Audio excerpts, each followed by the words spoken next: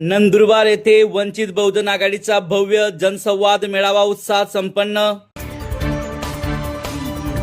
नंदुरबार शहरातील नेहरू पुतळा परिसर येथे दिनांक 13 जून 2026 रोजी वंचित बहुजन आघाडीच्या वतीने आयोजित करण्यात आलेल्या भव्य जनसंवाद मेळावा उत्साहपूर्ण वातावरणात आणि मोठ्या जनसमुदायाच्या उपस्थितीत यशस्वीरित्या पार पडला। या मेळाव्याला जिल्ह्याभरातून बहुजन समाजातील नागरिक, युवक, महिला, विद्यार्थी तसेच विविध सामाजिक संघटनांचे कार्यकर्ते मोठ्या संख्येने उपस्थित होते। या जनसंवाद मेळाव्याचे प्रमुख मार्गदर्शक म्हणून वंचित बहुजन समाजाचा बुलंद आवाज म्हणून ओळखले जाणारे युवा नेते सुजातदादा आंबेडकर उपस्थित होते। त्यांनी आपल्या प्रभावी भाषणातून जिल्ह्यातील विविध सामाजिक, शैक्षणिक, आर्थिक, राजकीय प्रश्नांवर सखोल भाष्य केले। उपस्थित जनसमुदायाला संविधानिक मूल्यांच्या आधारे संघटित होऊन अन्यायाविरुद्ध लढण्याचे आवाहन त्यांनी केले। या मेळाव्यात जिल्ह्यातील जमीन व भूमी हक्काचे प्रश्न, बहुजन समाजावरील अन्याय अत्याचार, वाढता जातीयवाद, बेरोजगारीमुळे होणारे स्थलांतर, युवकांचे प्रश्न, शासकीय SC ST वसतिगृहातील समस्या, विद्यार्थ्यांवरील अन्याय तसेच सामाजिक आणि राजकीय एकजुटीचे महत्त्व या विषयांवर सविस्तर चर्चा करण्यात आली। आपल्या भाषणात सुजातदादा आंबेडकर यांनी बहुजन समाजाच्या हक्कासाठी संघटित चळवळीची गरज अधोरेखित करताना समाजातील प्रत्येक घटकाने शिक्षण, संघटन आणि संघर्ष या तत्वाचा स्वीकार करणे आवश्यक असल्याचे सांगितले। संविधानिक अधिकारांविषयी जनजागृती करून सामाजिक परिवर्तन घडवून आणण्याचे आवाहनही त्यांनी केले। मेळाव्यादरम्यान उपस्थित नागरिकांनी विविध स्थानिक समस्या आणि प्रशासनाकडून होत असलेल्या दुर्लक्षाबाबत आपली मते मांडली। अनेक युवकांनी रोजगार, शिक्षण आणि सामाजिक न्यायाच्या मुद्द्यांवर प्रश्न उपस्थित केले।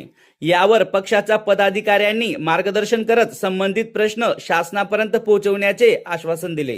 कार्यक्रमाच्या यशस्वी आयोजनासाठी वंचित बहुजन आघाडी, वंचित बहुजन युवा आघाडी, वंचित बहुजन महिला आघाडी तसेच सम्यक विद्यार्थी आंदोलन जिल्हा नंदुरबार यांच्या पदाधिकारी व कार्यकर्त्यांनी विशेष परिश्रम घेतले।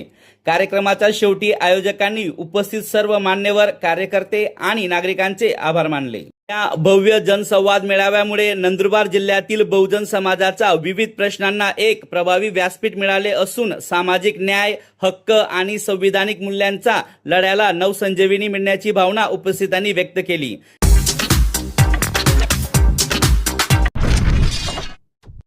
आज सरकारला वंचित बहुजन आघाडीची धास्ती बसलीये, म्हणून जिथे जिथे आंदोलन करतात तिथे तिथे पोलीस पाठवतात। कारण या महाराष्ट्राच्या इतिहासामध्ये, या भारताच्या इतिहासामध्ये असा एक कोणता पक्ष असेल जो RSSच्या छातडावरती आंदोलन घेऊन जायची हिंमत दाखवत असेल तर तो फक्त आणि फक्त वंचित बहुजन आघाडी। आणि या महाराष्ट्रामध्ये कोणताही आंदोलन आलं, कोणताही विषय आला, असा एकही आंदोलन नाही, असा एकही विषय नाही ज्याच्यामध्ये वंचित बहुजन आघाडीने आंदोलन नाही केलं किंवा नागरिकांसाठी भूमिका नाही घेतली।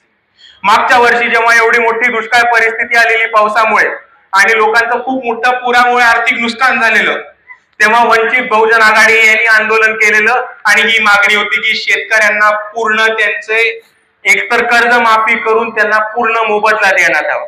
जेव्हा इकडची सरकार गायरान जमीन खाण्याच्या मागे होती तेव्हा वंचित बहुजन आघाडीने हे आंदोलन केलं आणि ही भूमिका घेतली की जो जमीन सरकारी है वो जमीन हमारी है।